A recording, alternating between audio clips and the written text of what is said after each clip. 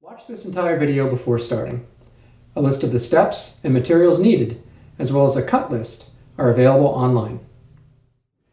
Unless you're into steampunk, radiators are ugly. They're obtrusive, often beat up, sometimes have crud on them, and for half the year, useless. You can paint them, sure, but that doesn't mean you can put your skin or scotch on them. So since practical is beautiful, I'm going to show you how to build your own radiator cover.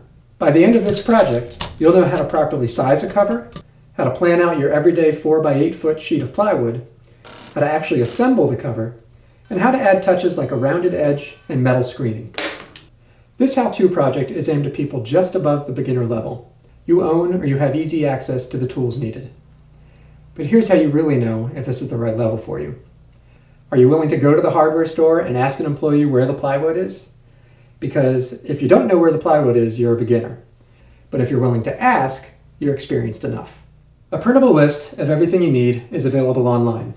But there's one non-standard tool I recommend getting, which is a Kreg jig that makes connecting large pieces of wood at right angles a cinch. And I'll show you how in a bit. Usually a wood project how-to comes with a cut list, a list of the lengths of wood you'll need, essential for only making one trip to the store. But each radiator is different. Just keep in mind that for this project, you'll end up with 7 total pieces. One for the top, front, left and right sides, and 3 pieces of 1x2 that you'll use underneath the top to help keep it in place. Measure your radiator. Add at least 2 inches to each measurement, giving the cover room to not contact the radiator. Include the pipe and steam valve. Use these measurements to write down the dimensions of the pieces of plywood you'll need. 4 of them. The front panel, left and right panels, and top. For that top piece though, add an extra inch to the width and ½ inch to the depth. This not only looks better, but creates an overhang so your fingers have something to grab onto whenever you need to get inside the cover. If you plan to route the edges of the top piece, add more to the width and depth, roughly the size of your router bit radius. Go to your local big box hardware store with your measurements and ask the staffer in the wood department to cut you the pieces you need. They'll finish.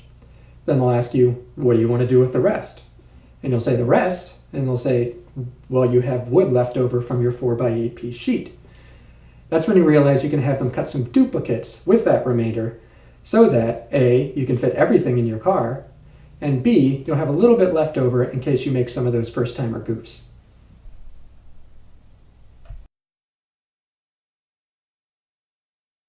Now, back at home.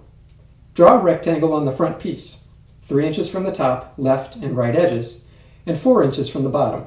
Grab a jigsaw. Use a straight edge to help align your blade with each of the lines. Make a plunge cut and work your way along the lines, repeating each process for each one.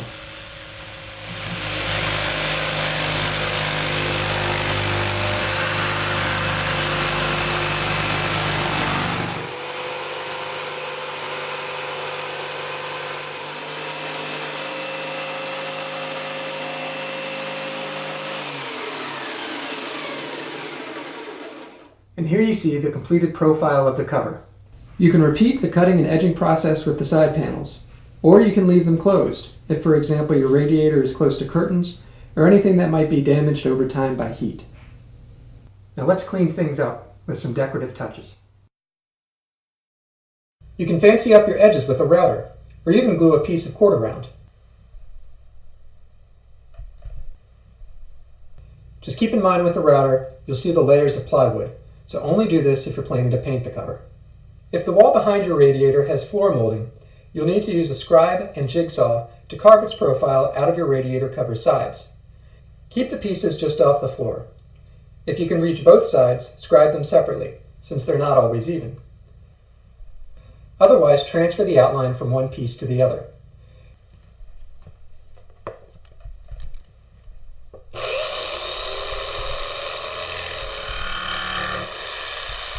The fun part about this? When you have base or shoe molding, the back end of the radiator sits on it, leaving the whole thing perfectly flush with the wall and molding from top to bottom. Test the pieces for fit and refine the cut if needed.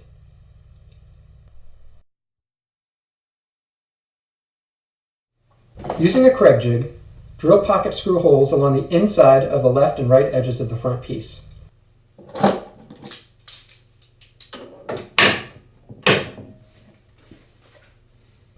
Drill at least 3 holes on each edge to give it lateral strength.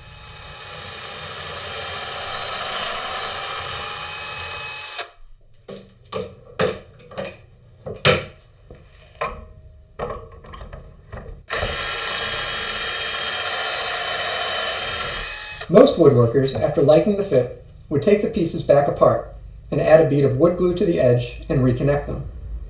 But some may prefer to forego the glue in order to replace the panel should it ever get damaged.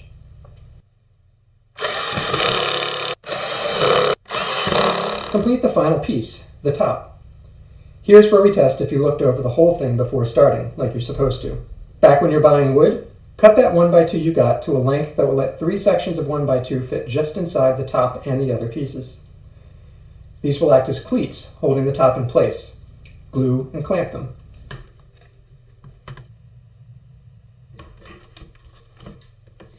Add adhesive edge banding to any exposed plywood edges.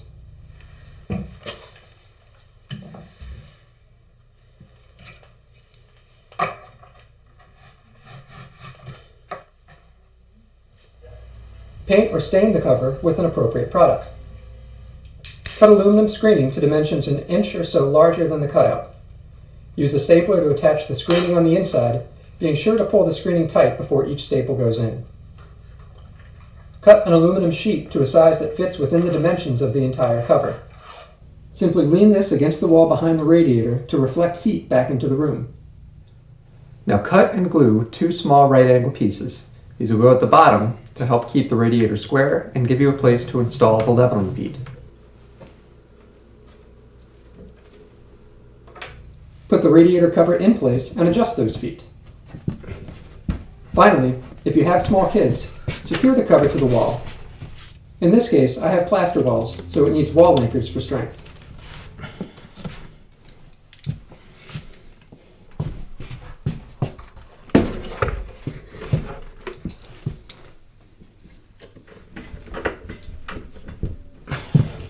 And here's your final piece.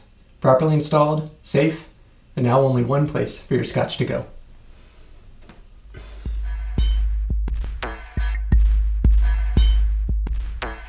So this is a project about making some simple shelves for my office area, and I wanted to use some scrap plywood and 2x4s. The plywood was roughly 5/16 of an inch, and I used the circular saw blade dado trick that Matthias Wandel shows on his site in pretty complete detail. And using that method with properly measured shims, you can get within a couple thousandths pretty easily. And all I had to do was kind of clear the kerf out after cutting those dados, and I could glue the brackets together right away. It was a press fit, so probably didn't need to be clamped, although I did throw a clamp on them after.